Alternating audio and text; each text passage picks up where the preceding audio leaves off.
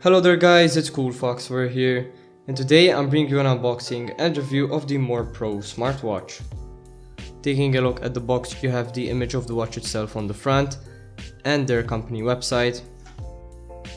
The sides are blank and the bottom and top are blank as well, and on the back you have some specifications listed. This has the Nordic 52832 CPU, the KX0231025 sensor, has a battery of 150 mAh, a charging time of about 1.5 hours, and the charging type is through a USB, so it is pretty standard.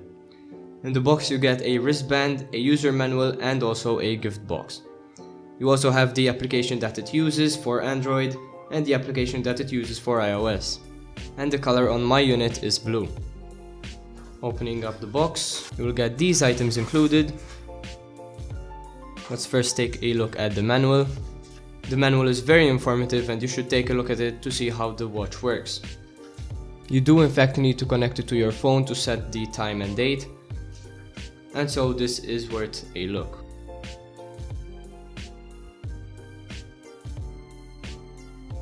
Underneath the box, you will find an extra wristband, a little card which states their email, their website, and some other information. And the main items are the wristband, which are blue in color, and the watch itself. In the box you get two types of wristbands, the black wristbands and the blue wristbands. The blue obviously go with the blue color of the watch, but the black do make a little bit of a contrast, which might be nicer to some people. To connect the wristbands you have the holes here, and they do align perfectly with the USB and also the plastic piece. This is the watch itself with the wristband on, and it is actually very easy to put on. Something to keep in mind is that the wristbands have indications on which side they go. In fact, there is a little charging symbol on the wristband piece that goes over the USB. The other side does not have any indications, so it obviously goes on the plastic piece. Taking a look at the display, you can see that the only touch sensitive part is this button down here, and you obviously have the display, which does have color, and at this price point this is to be expected. Going through the different menus, you have a step meter, a distance meter, a calories burned meter, a running mode, which if you hold the touch capacitive button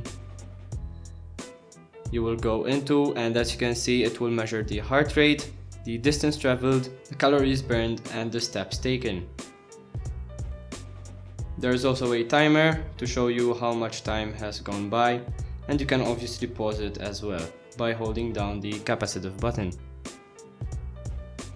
It will vibrate, and that means that it has paused, and as you can see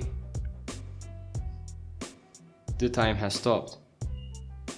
Holding down the touch capacitive button again, it will continue on, and there you see the timer going on. To exit, all you need to do is go on the exit and hold down the capacitive button. You also have an hour slept meter, and I did actually sleep for about 9.6 hours. And you obviously have the manual heart rate. The manual heart rate mode, which will obviously detect the heart rate with the heart rate sensor on the bottom. It does take a bit of time, about 10 to 15 seconds to detect the heart rate, but it will show an accurate representation of your heart rate. It will keep on going until the display turns off or until you change the mode. And now changing the mode, you also have a blood pressure sensor. Now I am not sure how accurate this is, but considering the heart rate being pretty accurate, I imagine that this is somewhat accurate. And then you have the power menu, which obviously turns off the device. It will vibrate, signaling that it has turned off. And to turn it back on, all you need to do is hold down the touch capacitive button. It will vibrate once more, signaling that it has turned on. If you search for H-Band, the application that is used to control the smartwatch, you will find H-Band 2.0 and also H-Band. These will both work with your smartwatch, but obviously H-band 2.0 is the newer version.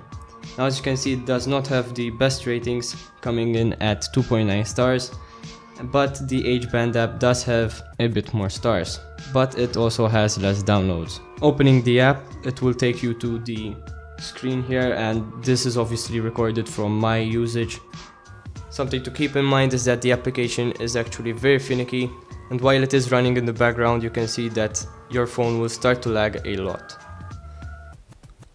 Once you remove the application, everything is fine, so that is the application's fault. To connect to your watch, you need to click to connect device, and obviously it will come up here, but if the location is turned off as it is right now, it will not find the watch. In fact, if I turn on the location services, it will find the watch with no problems. But if I turn it off again, it will go away. Now this is something to do with the application, and I am not sure why this has to be done in order to work, but it is a bit annoying knowing that you need to turn on the location services. But nonetheless, once you are connected, you can turn off the location services and it will stay connected, as you will see here.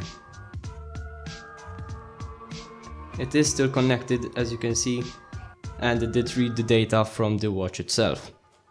Now taking a look at what the application does, it can meter your steps and also show you your sleeping patterns.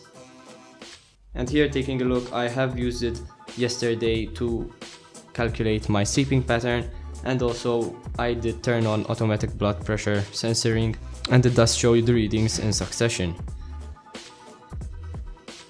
Going into the sports section, you will see here how many calories you burned and the distance you walked as well. It will also show you the time at which it was recorded. Going into sleeping patterns, you can see that it shows you the deep sleep hours and also the light sleep hours, and these are indicated with the different colors. It also shows you at which time you have waken up during the sleep, and also shows you the total sleep duration. Now this is measured according to how much you move during your sleep, and if you move a bit, it will measure it as light sleep, and if you don't move at all, it will measure it as deep sleep. It will also give you a rating of your sleep quality, which is obviously depending on how much you move during your sleep. Going into the settings menu and opening up my device, you see that there are some more features that you can turn on. You can turn on heart rate alarm, which shows you the upper limit, and once that is reached, it will vibrate. And you can also turn on notifications. So if, for example, you turn on Facebook, every time you get a notification from Facebook, the watch will vibrate. This is the same for all the other apps, of course. You also have alarm settings here, which will vibrate the watch to wake you up, and you also have some extra features that are not listed on the watch. So for example, if you go into switch settings, you can toggle the wear detection, the heart rate monitoring, which is by default automatic, and also the blood pressure monitoring, which is not turned on. I have turned it on, and it has been monitoring it every hour and recording it in the application. You also have the stopwatch function, which if turned off, you will not find on the watch. But if you turn it on, you will find it at the end. You also have countdown, which you can display it on the interface. You also have take photo, which requires access to your camera module. And there are obviously some other features which are listed and are worth taking a look at. I hope you enjoyed this video, guys. If you did, please leave a like and subscribe for more content. This was CoolFox, and I'm out. Peace.